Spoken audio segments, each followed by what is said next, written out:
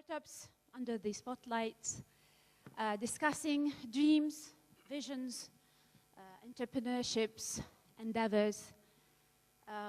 My name is Doha Abdelkhaleq. I'm a managing partner at ESKADENIA Software. 14 years ago, I was sitting the same seat, same chair, like those entrepreneurs. I feel even emotional about this session because it reminds me of a nice, inspiring, humble, thoughtful journey that each entrepreneur goes through in his life. And I'm really honored to be the facilitator for those entrepreneurs. Before I welcome the panelists and the entrepreneurs to this session, I would like to welcome Miss Alice. Alice is a little lady who is unique. Alice shares with the world a concern. She says, you know what, every morning I wake up just before 6 o'clock in the morning, just before breakfast. Every morning I wake up on different 6 impossible thoughts and ideas. Amongst those thoughts that I can drink a potion that would make me shrink and small, eat a piece of cake that would make me a giant and big. And I can speak to all creatures, and you know what? Animals can talk too. Those are the dreams of Miss Alice. Well, Alice, you are not in the wonderland. You are in the lands of entrepreneurs.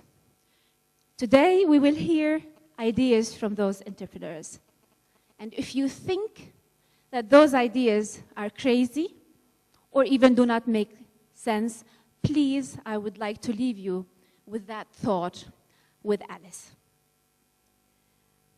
In the panel, Paul Doany, Chairman, Golden Horn Venture. Welcome, Paul. On behalf of Bashar Hawamde, an entrepreneur himself that worked for the past 10 years establishing an amazing company called MenaIP and MenaIP. On behalf of Bashar, Ronza Masarweh, Executive Manager. Hesham Rowaihy from Badir, Saudi Arabia. Ahlan wa sahlan. And Amjad, Tadros, founder and CEO of ShooFeeTV. Marhaban, Amjad. What we're doing now is that the entrepreneurs will come forward. And you know, again, I said that I feel strongly about this because just having the platform as an entrepreneur is probably the most important thing. A platform to come forward, a platform to put your best foot forward, a platform to just say to the world and share with the world and share with your audience who you are and what you are and what you stand for, to explain your mission and vision and business idea and business model and your dream and your project. That's an amazing endeavor. And what we've seen for the past at least 8 years in Jordan is the formation and the beginning of an amazing ecosystem and synergy that is allowing for those entrepreneurships to thrive, to prosper, and to come forward. Ideas and companies are doing well in this ecosystem, and this is reflected in the number of ideas and projects, employment within the sector, as well as a number of exports, intellectual properties, patents, and companies being formed every day.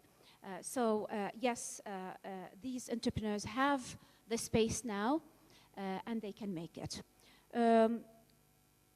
Each entrepreneur, and we have 6 entrepreneurs that will present their businesses to you in 3 minutes.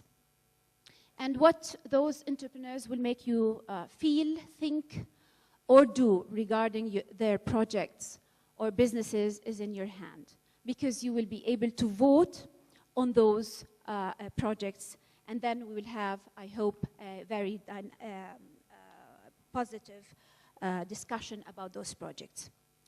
Shall we start with the first entrepreneur, Bardi, by Muhammad? But also, another thing is that we provide a complete solution. So we don't just deliver greeting cards. We deliver also invitations, notifications, surveys. So we want to make people more interactive with these things. I hope I answered your question. I think the audience will be able to judge Muhammad and his project later on when we vote on Muhammad's project. Thank you for this presentation. And we'd like to present Ms. Thank you all. Shomali. Thank you, Muhammad. Thank you.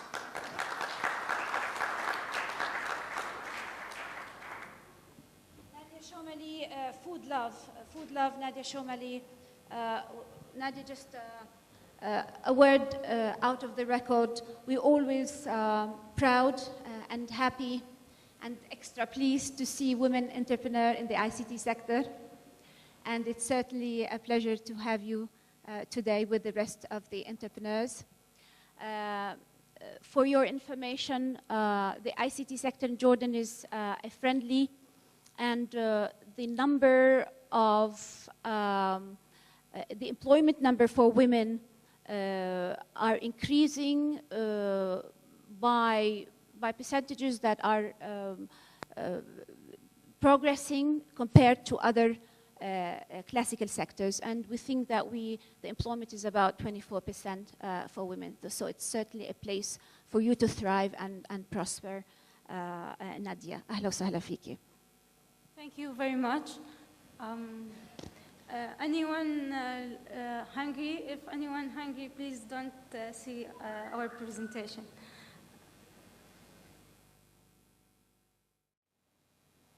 Hesham.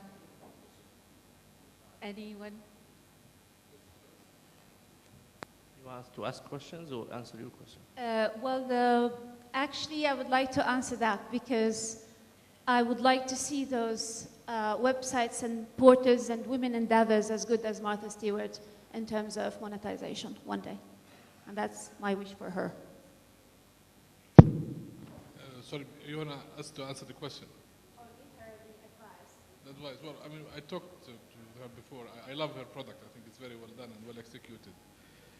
But I'm afraid you are in the wrong place. Because this is targeted for like Western audience. And you sit in Amman, Jordan, and for you to acquire merchandising and things to sell on the site, you are in the wrong place. So that's my only concern about you. But the product is really well done. And the other thing is with food, it's usually very much related to a person. Now the people who cook or who buy food, it's like Martha Stewart. People know Martha Stewart and they trust her as a person. Okay, not to buy stocks from her, but from... but they take her food recommendations or like what color should we use for our curtains. So I think your site lacks that personal name to it.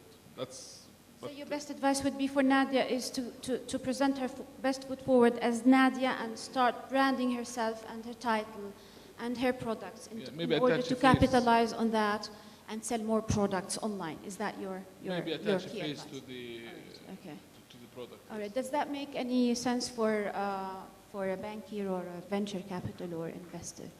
Is that the way? Capitalize, it's because in such projects, especially internet projects, it's always about where do you put your money? Do you put it on the person per se or in the project?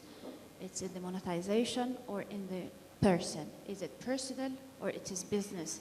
Pure cold business or pure personal? And where do you put the sort of line between, especially in internet projects where nobody knows who is behind the computer? It can be anybody. For that matter, it's a mouse now.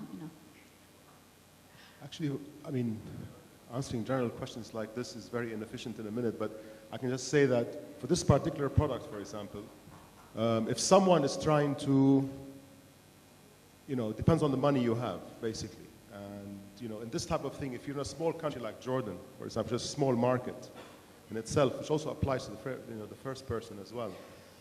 The difficulty with small markets is that you end up being stuck in that small market. So, I think what I liked here mostly is that when I saw that they are in the US, and I think that's exactly, what you should do. So I kind of disagree if I understood what you said. On the contrary, I'd rather go to a large market and have a big go at it, even though small money there may not have such a big impact there, but I'd rather take that risk in that market than take it in a smaller market as this one. Especially a market that is also, I don't want to say US only, by the way, but I mean in a market that also people are interested in different kinds of foods as well. And they like, difference can be something that excites them. And you could sometimes surprise yourself with little money making an impact in a large market, but frankly, spending any money in a small market would be generally wasted, in my opinion, because as soon as people see you're doing it, they will copy you, even in your small market, you see, and the problem is copying, really. It's not just what you do in the end. That's what I would say generally, especially in this case, though. And I think this looks very good. In fact, the ad and all of that looked truly international, and I think that's great. That's what I would do, definitely. We get a commission on every marketplace transaction that takes place. As for the solution-based approach, we do a freemium licensing model. The challenges, well, it's just getting people to understand what a startup really is. I mean, good luck registering a company called Red Troops. And then you get into hiring employees and getting them to understand what a startup is. And then you get into the investors and getting fair terms and so on. So that's been most of the challenges that we faced, but the ecosystem is getting there. Thank you very much. Thank you, Samir. Paul, I'm looking at you. I don't know why, but I think there's something. Yeah? It's excellent presentation. Thank you. And we deal with a lot of startups, technology startups back in Saudi Arabia, and they all have some problems creating the revenue stream they wanted from advertisement. And so I wanted to ask your direct customers, the advertisers, not the business or the app developers, right? I didn't get the last sentence. So you are actually selling your product to advertisers so they can know where to advertise the product? No, what we're doing is it's a total solution. So advertisers come in, sign up, they have the tools to create the ads. On the other end, the publishers or the app developers actually implement our SDK, and they get access to all these developers on a network as well. So even our startups, technology startups, yes, or ICT startups, yes, they can use your product to yes, enhance the revenue stream for the advertisement part? Definitely. They can use it directly using our redtroops.com marketplace without doing any other issues than just adding our SDK. Or if they're big enough and they have a lot of advertisers coming direct to them, then they can use our solution-based approach and have it implemented within their website. Have you made any revenues so far? We're launching our private beta this June. Okay, so no customers yet? We're just piloting it on about 10 apps. Okay, yes, thank you. No problem. How do you advertise for your own channels and outreach? Definitely. Well, we ourselves started as app developers. We created apps and games, launched them into the App Store. We faced the same problems. We looked into a lot of solutions, tried them out, and the first places we looked is developer forums. We started asking other developers. So we know all the familiar places where app developers are actually looking for answers. We're going to go directly there, a direct approach to get a lot of publishers on board to grow our network. And then by doing a solution-based approach, we're going to also, exponentially grow that, because getting one premium publisher gives you access to 100 apps or so on. Paul, where do you see the monetization evolving from here? There are elements of cashing in the process. Obviously, the main thing I like about this is the white label approach. Of course, you have to make it happen. But it's a very good idea, because I think it's achievable if you just hook one. Welcome to the gang. Yeah, exactly. Any comment? Actually, this is very impressive, I have to say, in the time that it's done. I think the name is very interesting. Thank you. By the way, do you know where tomatem comes from, the name? No. It's actually a Turkish word, because they say tomatem and it's T-O-A-M. I'm happy that you spelled it the Arabic way, by the way, because they won't be able to get away with it. Yeah. Actually, it's very impressive. I think the approach is right. And breaking even at that point in time is interesting, but you're going to need money as opposed to breaking even. So you need to talk to those investors, actually, because this is an area that is investment hungry, as opposed to trying to break even with what you can do. And you need to hit it very fast, I think. Yeah, but we looks have, good, looks good. We have raised money from the U.S. investors. We have raised around $400,000 so far.